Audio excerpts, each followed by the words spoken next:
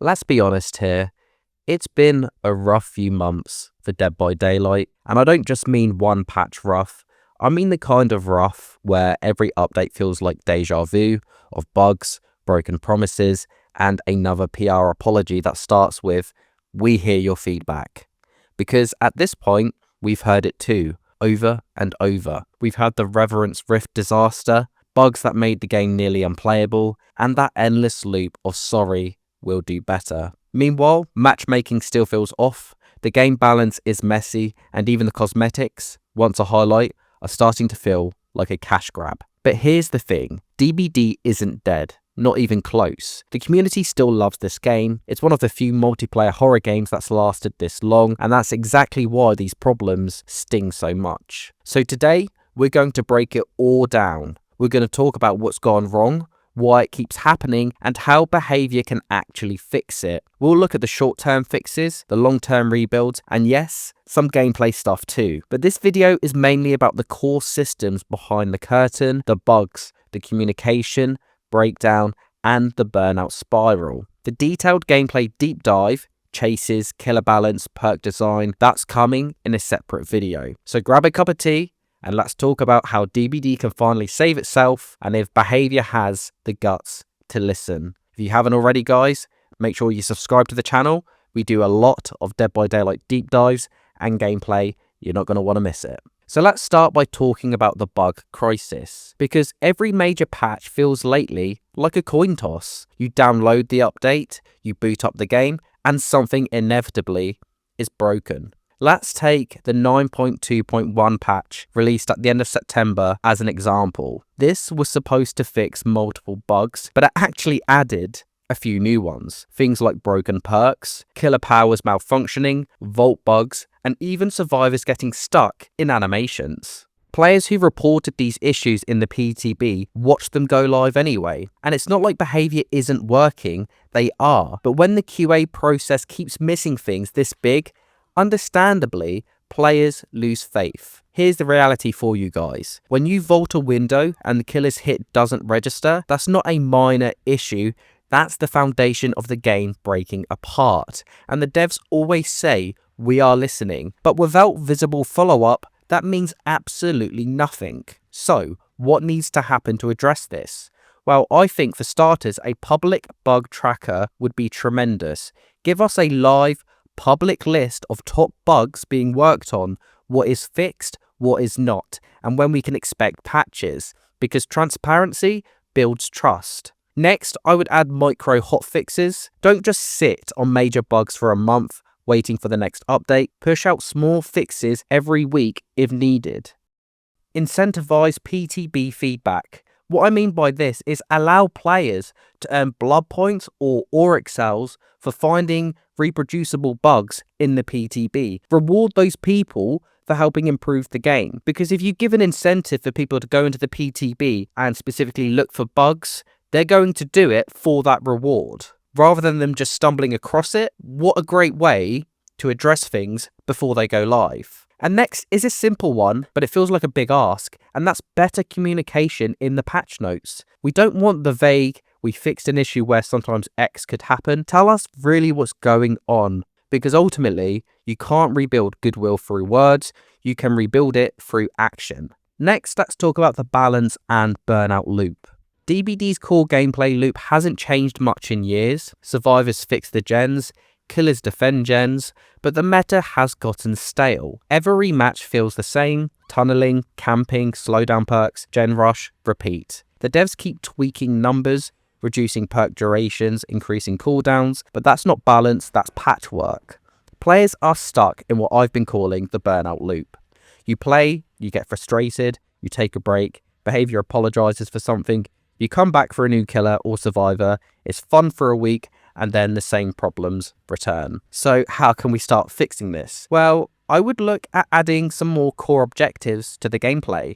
Add something that goes beyond gens. Maybe survivors need to charge power nodes, collect items, or unlock map mechanics, because variety can help kill burnout. Next, I would reward smart play. So from the killer side, give them bonus blood points for spreading hooks instead of tunneling. Reward survivors for team rescues and bold plays, not just gen speed. Next, I would look at meta rotation. Every few months, rotate perk bonuses or slightly boost underused ones to shake up the meta. If you give an incentive to use a certain perk, ultimately people will start to use them. Next, let's speak about matchmaking and MMR, because the MMR system still feels like a bit of a mystery. Sometimes you get a sweat squad, other times you're the only solo player against a rank 1 killer. Behaviour insists the system is working, but they won't show us how. The result? Players feel like the game punishes them for playing well. We definitely need transparency here, plain and simple. My fixes? I would start with performance-based MMR. Stop judging by kills and escapes alone. Track the chase time, the hits, the gen defense, the hook rotations, things that can actually reflect skill. Next, I would separate the solo and the swift divisions, because I think it's time. Let the solo queue have its own bracket, or at least better data weighing. I can understand this could affect queue times, which are already a bit controversial, but the solo and swift separation is such a huge divide, and generally you can obviously tell when you're against a bunch of solo players than when you are against a bunch of swift players. Next, it would be good to have some visible progress.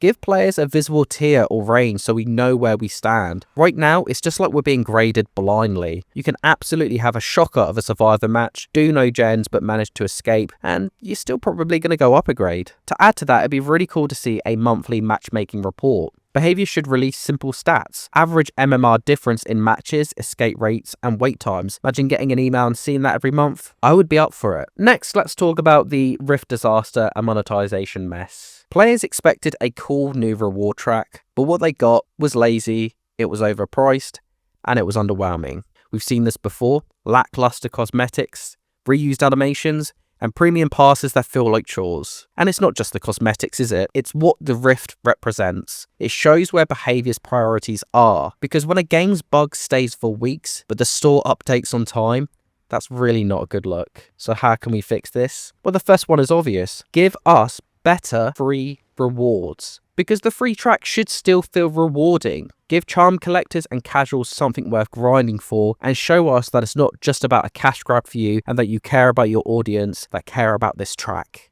Also, I would start allowing players to earn auric cells through achievements or daily challenges. Just another incentive to work on those challenges. Next, I'd be looking at the Legacy Cosmetic Vault. Rotate old outfits and event skins so players don't feel FOMO into spending. And upfront transparency. I know we sort of keep coming back to this, but transparency is key, because before every Rift, show us how long the grind is and what you're actually going to get. Players aren't against spending money necessarily, but they don't want to feel like they're being manipulated into doing it.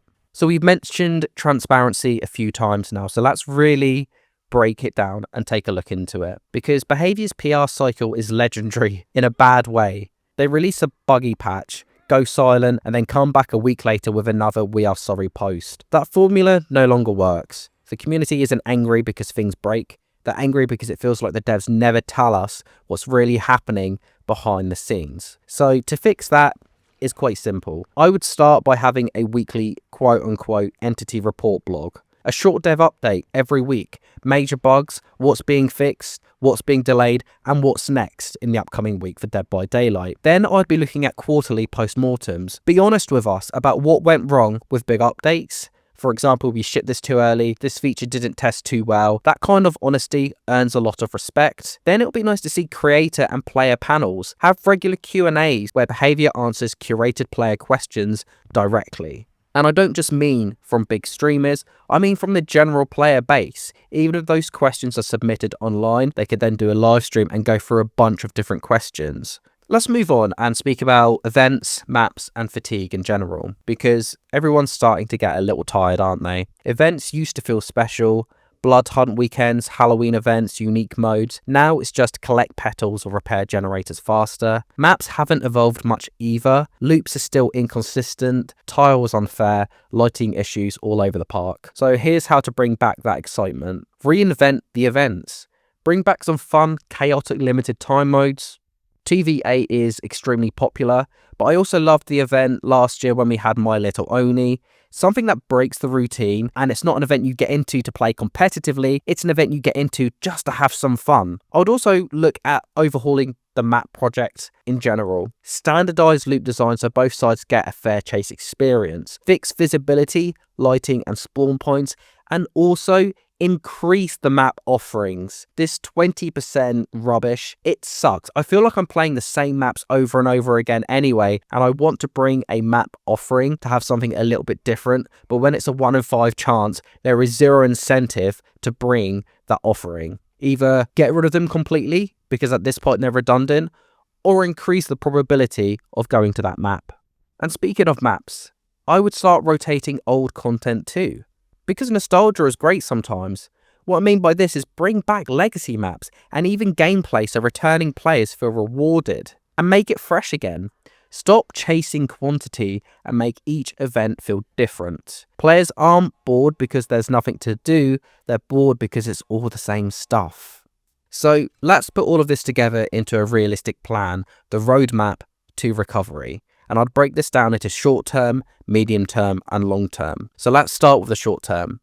We'll launch the public bug tracker, deploy weekly micro hotfixes, improve communication with a weekly dev blog, and acknowledge the Rift issues and offer fair compensation. And then in the medium term, I would rework matchmaking metrics, update PTB incentives, adjust Rift structure and economy, and begin small map balance passes.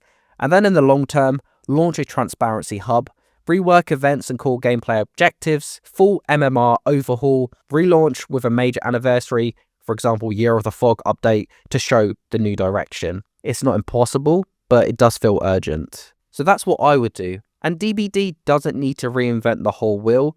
It just needs to listen, fix, follow through, and show some initiative. The devs always say they're listening, so now it's time to show it. Because we all love this game, right? And that's why we're frustrated. And if Behaviour takes even half of these steps, DBD could easily rise again.